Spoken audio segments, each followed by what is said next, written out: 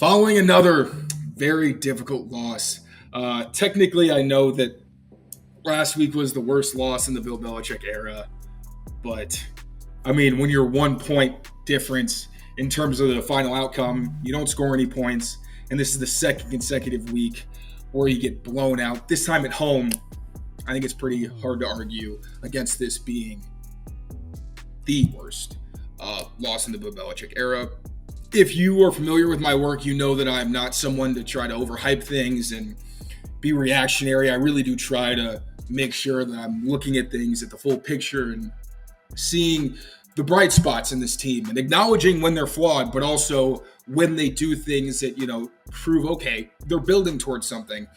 And today was not one of those games. I feel like I'm doing an apology video on YouTube, like I did something wrong. But I mean, this was just an abysmal performance. You got Mac Jones, not as disastrous a performance as you saw it last week, which is pretty nice.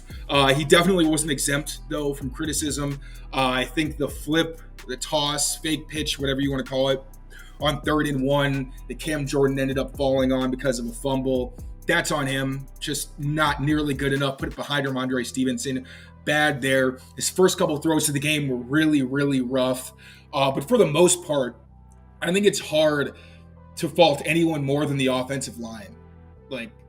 Every week it seems like it's Mac. There's receivers maybe not doing enough, but a consistent thread has been the offensive line. Right tackle is a very easy target. Vidarian Lowe, yes, he has struggled in relief duty. He's been their starter for the past few weeks. He was at left tackle for Trent Brown against Miami, and that's been on the right side ever since. And he's just been very, very up and down. He's had some solid moments, but the bad has just been too bad. I myself wasn't super pessimistic about a hole at right tackle coming into the season, just because I figure if you have one bad spot on your offensive line, or if it's just average, you're fine. Thinking that Riley Reif would come in and give you a veteran presence, and then you had all the other veteran backups as well, who you figure, all right, can kind of stabilize things at the very least, even if they're not, above average starter potential. But this is something I did not expect. Injuries have played a massive factor. But obviously at the interior especially, you got, Mike Nwenu couldn't finish the game. Cole Strange wasn't even active in this game, which forced Riley Reif to come in. You had Antonio Mafi, came out at one point, then had to go back in because of these injuries. But even the veterans, like Trent Brown is missing really badly. You got David Andrews missing. Guys that you rely on to perform well are not getting it done in the run or pass game. It felt like they had a few good runs, but for the most part, not even were the runs bad, but they were losing yards and putting an offense that can't really make its own yards in even tougher positions. So plenty of blame to go around, but really, all 22 and being able to look at the film will give a better picture of what exactly happened. But this was just, it looked bad. It was just, there really wasn't any good to take away. Ever wish you could navigate the betting field with the confidence of a pro? Enter Odds Are. They're not a sports book, but they're the sports betting advisor you've always needed. It's like having a playbook for smarter bets right in your pocket.